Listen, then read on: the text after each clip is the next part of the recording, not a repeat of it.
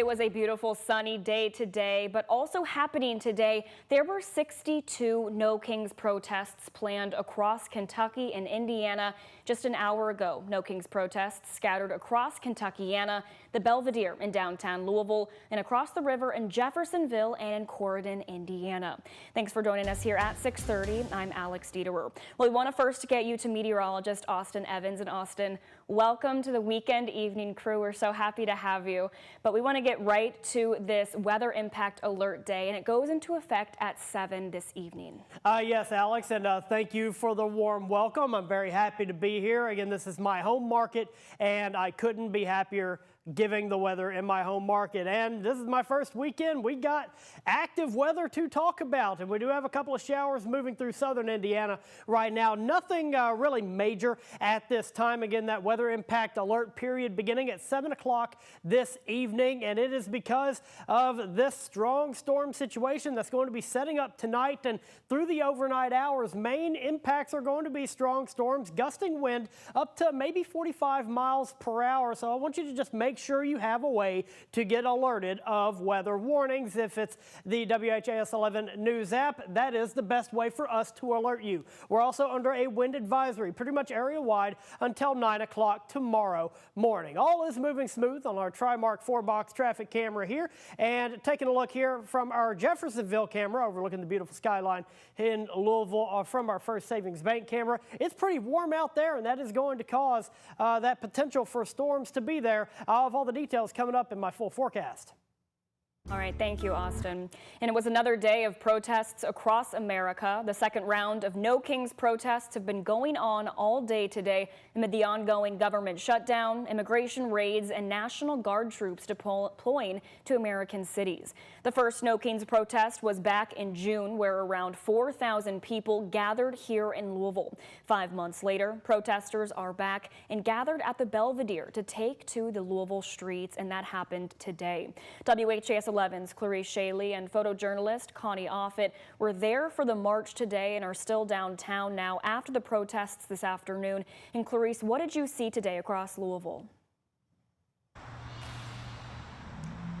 Well, Alex, here at the Belvedere, there were plenty of signs, some that were homemade, showing their support for immigrants and their dislike for the use of ICE by the Trump administration. There were also signs with the Portland frog on them and plenty of people dressed in animal inflatable costumes, and that's a trend coming from ICE protests in Portland, Oregon. Now, protesters filled Belvedere before taking to the Louisville streets and marching down Main Street and to 8th Street, and then back by crossing on Liberty Street and up to the Belvedere again. I spoke to Margaret Shamble before she joined the group.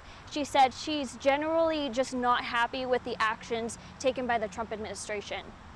My sign is very basic, that we just need to be united as Americans. I grew up in the 70s, and I grew up in a time when it was all about the melting pot. Our diversity is our strength, and when we start separating people, that's when we have trouble. I also spoke to a family who went to a protest held in Shelbyville earlier today, and they came down here to downtown Louisville. I asked one of their kids, Maisie Milborn, what she believes it means to be American. I mean, when you think of American, you think of, oh, land of the free, land of the brave. But to be honest, it's not that. People told me they're frustrated with how policies are affecting farmers and veterans, and they see this No Kings protest as their way of standing up for the American way. Now, traffic was halted slightly as the protesters were marching, but it did remain fairly peaceful of a protest. We did see some law enforcement, but not a huge presence, and LMPD did tell us there were no reported issues. Live in downtown Louisville, Clarice Shaley, WHAS 11 on your side. Alex? All right, thank you, Clarice. And it wasn't just Louisville protesting today in Kentuckiana. Across the river, residents of Corydon protested against the Trump administration. Protesters showed up at 11:30 this morning. Many expressed their frustration with the Trump administration's policies. Ken Davenport is a veteran and spent 26 years in the military, and he told us today he showed up to voice his dissatisfaction with the status quo. You know, I don't care what the other party is doing or saying or want. as long as they do it civil. And I don't think our leadership in the White House is doing things civil. I think they've gone overboard and have become to the point where it's almost hostile, and that needs to stop. Another resident we spoke to, Allison Hanover, is from England, but now lives in Indiana with her husband, and she says she's mourning the death of democracy in America.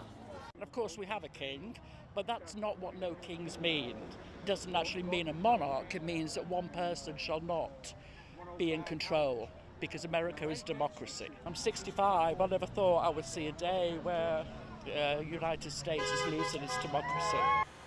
And we went to another Indiana city just right across the river. Jeffersonville, Indiana residents showed up to start protesting at 2:30, and that ended at 5 this evening. You can see right here many people lined up on the sidewalks, all of them protesting, saying enough is enough. Over 30 cities in Indiana held No Kings protests today.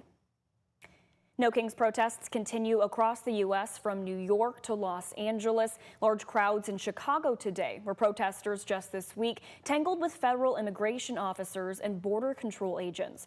And in D.C., people marched through the streets saying they're exercising their First Amendment rights. But in the past few days, many Republican lawmakers have been condemning the protests, calling them anti-American. Are you talking about the Hate America rally? That's what we call it, because it'll be a collection of Antifa, BLM, the Marxist, wild leftist policy priorities, and that'll be on display for the whole country. We call it the Hate America rally that'll happen Saturday. Let's see who shows up for that.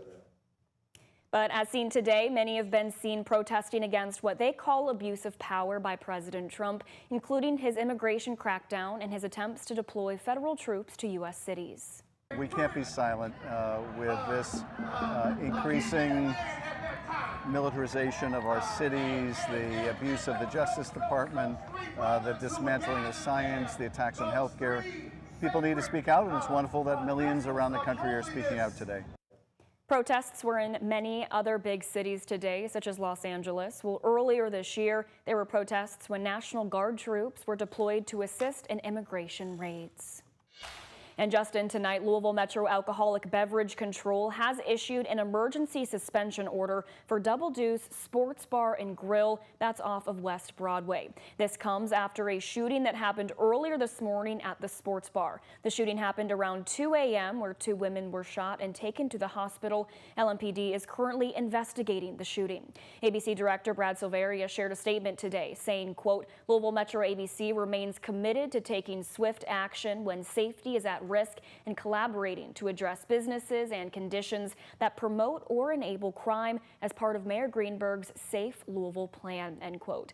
LMPD asks anyone with information on this incident to call the anonymous tip line. That number is 574-LMPD. Now something just also into the newsroom, a scare for some pilots at Bowman Field today after there were 2 separate incidents on its runways less than an hour apart. Bowman Field tells us just before 12:30 this afternoon, a plane carrying 2 people aborted takeoff on one runway, later coming to a rest in the grass area next to the runway. Then just after 1 p.m., a different plane with 1 person on board had its front gear damaged after landing. This caused a temporary closure of that runway for about 3 hours. The airfield says all people were talking with airport staff following these 2 incidents, and no word yet on the cause for either. Also new today, an Indiana University student media director has been fired. The former media director is now speaking out after losing his job earlier this week. Jim Rodenbush says IU administrators told him printed editions of the student-produced newspaper should only include themed content such as homecoming guides with no regular campus news. He said when he refused, he was terminated. Rodenbush has led the student media operations for 8 years, and after he disagreed, students now fear what could be on the chopping block next. This is not a path we really want to go down. If they can tell us what we can and cannot print, where does that lead us in the future? We're not hung up on print, we're hung up on editorial independence. IU officials said the decision to end printing was part of its action plan for student media. In a statement, the university said it remains, quote, committed to a vibrant and independent student media ecosystem, end quote, and that editorial control continues to lie with student leadership. And new today, President Donald Trump is endorsing Republican Ed Galrun to take Thomas Massie out of Congress. Galrun is a Kentucky veteran who President Trump praised in a Truth Social post yesterday. In the post, President Trump said, quote, "Thomas Massie from the great Commonwealth of Kentucky, a place I love and won big 6 times, must be thrown out of office ASAP." He continues to say, quote, "The incredible people of Kentucky's 4th Congressional District gave us a mandate to make America great again, and the person that will help us do that is Navy SEAL, Army Ranger, and 5th-generation Kentucky farmer Captain Ed Galrun, a true America First patriot," end quote.